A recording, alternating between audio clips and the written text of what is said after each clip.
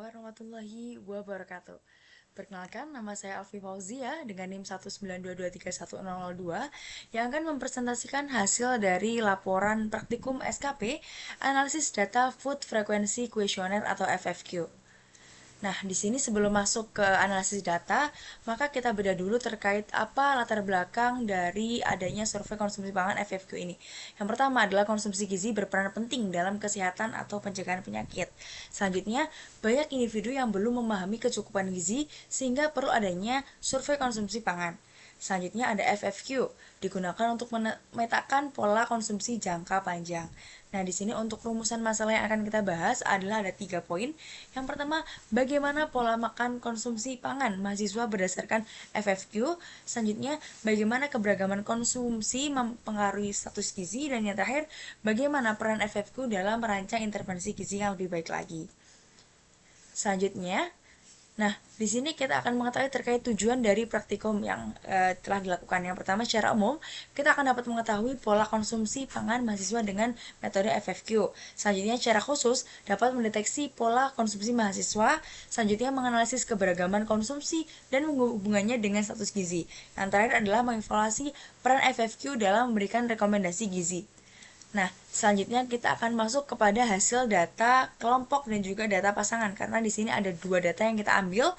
Yang pertama kita bahas dulu terkait data kelompok, di mana data kelompok ini diambil dari 17 responden, yang dimana ini ada beberapa poin untuk scoringnya ada sekitar 6. Yang pertama tidak pernah dengan skor maksimal 0, selanjutnya ada 1 sampai 2 kali per bulan itu ada 5, selanjutnya 1 sampai 2 kali per minggu itu ada di skor 10, lalu ada di 3 sampai 6 kali per minggu itu sama dengan 15, lalu untuk selanjutnya 1 kali per hari itu ada 20, dan yang terakhir adalah lebih dari 1 kali per hari itu adalah 25. Dan di sini kami memiliki sekitar 15 kategori makanan dan juga minuman yang akan kami klasifikasikan dan kita tanyakan kepada responden kita seberapa sering mengkonsumsi makanan tersebut dalam beberapa hari terakhir ini.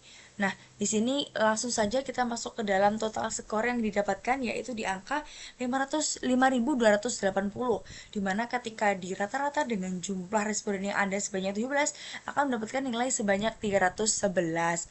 Nah, karena tadi pertanyaannya itu juga sejumlah 87, sehingga di sini terdapatlah rata-rata sekitar 311.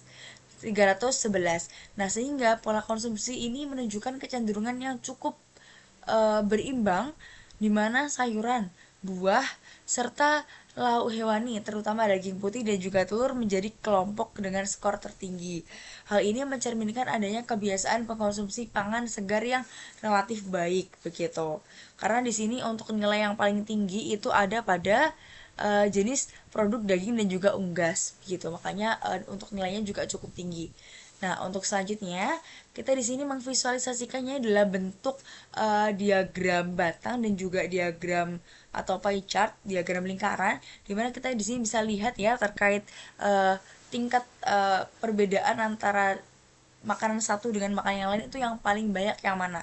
Kalau diagram batang itu yang paling tinggi yang mana, dan ketika dilihat dari diagram lingkaran atau pie chart itu dimana dia yang memiliki lebar paling banyak. Di sini kita lihat bahwa daging putih itu memiliki tingkat tinggi yang paling tinggi begitu. Nah, masuk ke data selanjutnya yaitu data pasangan, dimana di sini responden kita adalah NK yang dimana dia berusia 19 tahun, seorang perempuan, sehingga kita di sini akan menganalisis bagaimana pola makan yang dia lakukan selama 1 minggu terakhir. Nah, di sini kita juga menggunakan sistem yang sama yaitu FFQ. Namun di sini kita tidak melakukan rata-rata karena kita hanya cuma punya 1 responden. Nah, di sini kita mendapatkan total skor dari beberapa kategori tadi adalah sejumlah 355, kemudian kita rata-ratakan berdasarkan kategorikalnya sejumlah 87 tadi, yaitu dengan angka 23,7. Nah, sehingga dapat disimpulkan bahwa pada responden tersebut memiliki bentuk pola makan yang cukup bervariasi. Hal ini menunjukkan bahwa responden mengkonsumsi berbagai jenis kelompok pangan meskipun distribusinya tidak terlalu seimbang. Gitu. Nah, maka kita lihat nih terkait keseimbangan ini yang paling menonjol apa dan yang kurang apa gitu. Nah, di sini divisualisasikan juga dalam diagram batang yang dimana ini ada beberapa makanan yang cukup unggul dibandingkan yang lain gitu. Nanti mungkin bisa dilihat juga dalam visualisasi yang ada di sini gitu. Nah, mungkin bisa kita next aja. Nah, setelah kita melihat tadi hasil dari data-data yang kita sudah analisis, maka kita bisa merekomendasikan untuk data kelompok itu alangkah baiknya bisa memperbanyak makan ikan, daging yang rendah lemak, telur serta sayuran maupun buah.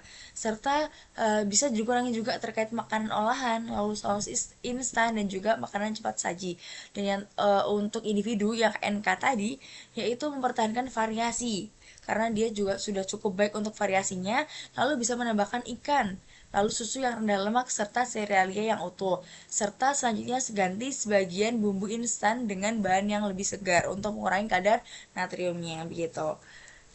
Selanjutnya, di sini dapat disimpulkan bahwa pola makan kelompok dan juga individu sudah bervariasi, namun belum seimbang. Selanjutnya, tinggi pada pangan olahan, beresiko asupan natrium, gula, lemak yang berlebih. Selanjutnya, yaitu adalah perlu peningkatan konsumsi pangan yang segar dan juga protein yang berkualitas agar terciptalah pola makan pada suatu individu yang seimbang. Next. Nah, mungkin dari saya cukup sekian. Terima kasih. Apabila ada kurang lebihnya, saya mohon maaf. Wassalamualaikum warahmatullahi wabarakatuh.